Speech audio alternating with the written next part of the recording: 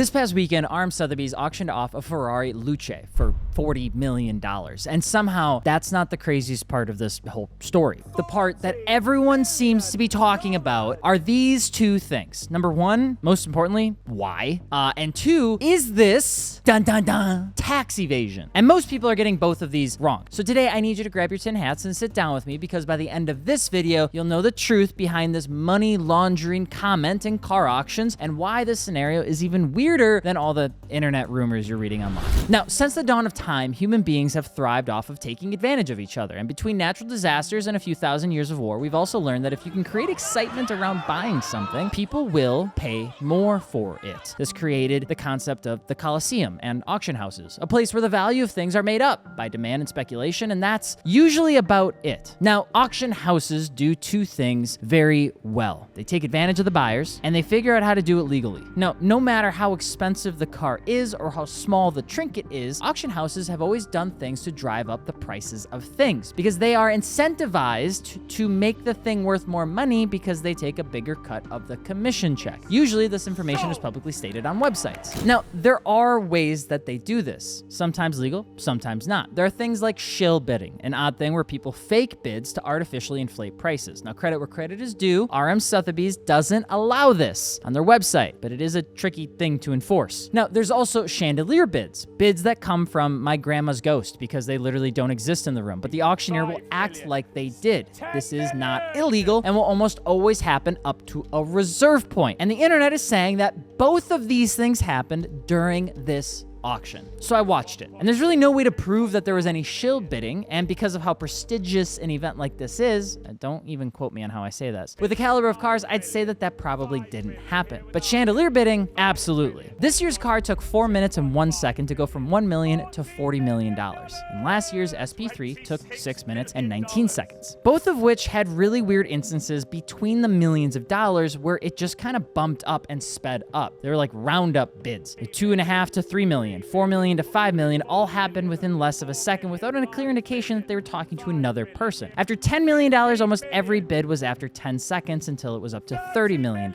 In the SP3, it was the same thing. So it wouldn't be too far to say that some bidding was, I don't know, like Betty White or something. It was kind of the same thing, where in between, where it didn't seem like there was a lot of energy, the auctioneer kind of put the energy in there by putting another bid in. You can actually see the time frame of bids because I put them all on the screen right here. At $1 million, 2.5 million, 3 million, 10 million, 20 million. The future, 30 million. Michael, you are in the lead. $40 million. The car is sold. Now, the weird thing I couldn't find on the internet at all is the Ferrari Foundation that they talk about in this video. Apparently, it's to help build this Tony Stark looking house, and that's about it. At least in Maranello. In the United States, it's also meant to do some stuff too. Like, I don't know if this is the Ferrari Foundation or if this is the Ferrari Foundation. I don't know. Better or for worse, I don't know what they're talking about here because there's no website, there's nothing that I can go to at this time. A lot of people will say, oh, well, that's because they're gonna take the money and they're gonna pocket it. That's not exactly how a foundation works, but I don't wanna get into that. What I do wanna get into with you so that you understand this, so that you can argue more accurately the next time on Reddit, is how the tax code works. So I've heard this a lot. Whoever bought it is using it as a tax write-off. And if you found this information on Movie, you're like partially right. And that's the number one thing that you almost always hear on the internet when a car sells for a stupid, ridiculous, dumb amount of money, is that it's for a write-off. If you buy a car for $1 million with the proceeds to charity, then you can reduce your tax liability by $1 million. That is on the surface what people will say, but it's trickier than that. A buyer doesn't get a tax credit equal to the amount paid, okay? They get a deduction in taxable income equal to the difference between fair market value and whatever the amount paid to the charity of the thing that they bought, right? So $400,000 Luce, $40 million Luce. If the IRS agrees with the buyer that the Ferrari Luce has a fair market value of $400,000, then the tax deduction is $39.6 million. Now, the buyer's probably in the highest tax bracket, rich guy, 37%. So his taxes could be reduced by $14.652 million. Now, we're doing math here, okay? I just need you to stay along with me, which is to say that this guy, and we'll get to him, is out of pocket probably at the end of the day $25.3 million. charity gets 40, US taxpayers subsidize the 14.6 million, and no, we don't get to drive or burn down the Luce just because we paid for it with our own taxes. And that's how these kind of charity donations work. But it's not that simple, because according to the tax man, no more than 60% of the taxpayer's adjustable gross income can be claimed as a charitable deduction. In this case, this man or woman would need to make at least $66 million a year to get the full deduction if the IRS thinks that this car is worth $400,000 and they donated $40 million. Also, the IRS would need to look at this white electric bean and agree on its value, like I just said. If they say it's worth more, the tax deduction goes down. Oh, and lastly, and thanks to Reddit for reminding me, there's also the ability for someone to do this and deduct it against their capital gains tax, which is anywhere from 20 to 25%, and that's worth $8 to $10 million in additional tax benefit. So who in the world could do that? You don't get to write off $40 million just like that. You get to write off some of it, and that person who decided to buy it was this man, Dr. Herbert Wertheim. He's actually a sparkling young lad that always wears red hats when he's outside. He wears fun shoes and just so happens to be the guy that patents UV protective eyeglasses in the 1960s, and then did about a couple hundred other patents over the time. He's also a very early investor in Apple. Okay, this man is a moosh-boosh, okay? He ran away from his family, living with Native Americans, selling frog legs. He joined the Navy. He worked on farms. He then started working in eyeglasses and patent building. And if you saw him, you'd never really know him, but his presence is kind, because he is kind. I stumbled into him actually last year at Monterey Car Week. This is the same guy that won the SP3 Daytona in that 50% carbon last year at $26 million.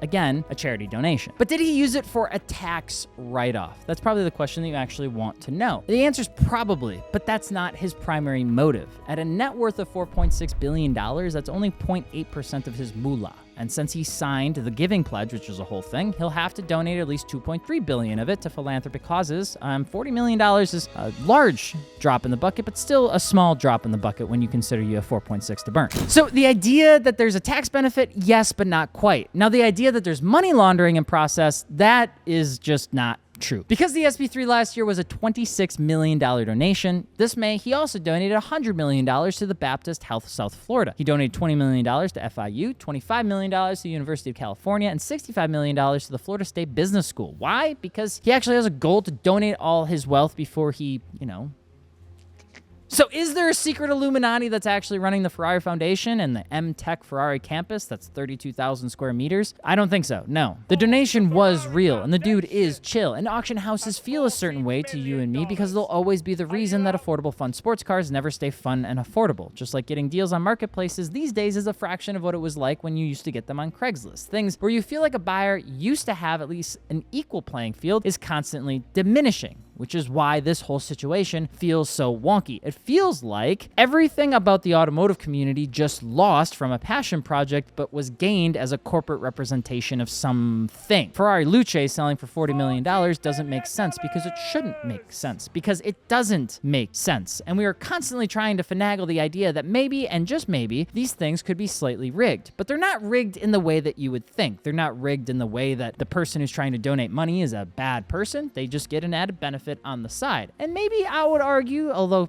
slight less highly, that the Ferrari Foundation is a real thing, and they plan to use most of the proceeds for properly good means and not try to pocket as much as they can back into things. One would hope. The reason that you're probably upset is because these things exist and they drive up the market of everything else. If you've been to an auction house and you've seen car auctions in the past, you know exactly what I'm talking about. You can't go and bring a trailer without seeing some sort of ridiculous AE86 going for $75,000 when you remember that they were $4,000 and a Pop-Tart. These things drive normal people mad because it feels like things are getting less and less approachable over time. But I just want to come out here and say it's not quite villainous as you think. It just is a situation that again leans on a bad practice, a practice that auction houses seem to never get in trouble with. And that is the fact that they can kind of drive up the price of things whenever they well damn near feel like it. And it's not a big deal for a McLaren F1 GTR selling for $30 million or a Luce for 40 or a SP3 for 26, but it does make an impact when you're trying to buy a 3000 GT VR4. And you have every right to be upset at the fact that these things have now seemed to disappear into this wild price of cars. All that to say, I'm sorry. Buy your boxes on Marketplace or just go back to Craigslist. If you think $40 million was an appropriate value for this car, I need you to tell me below. And if you think there's more to the story that you don't agree with me with, I would love to hear it. With that said, I'm gonna go race cars. Be sure you're subscribed so you can see the next episode, and we'll see you tomorrow.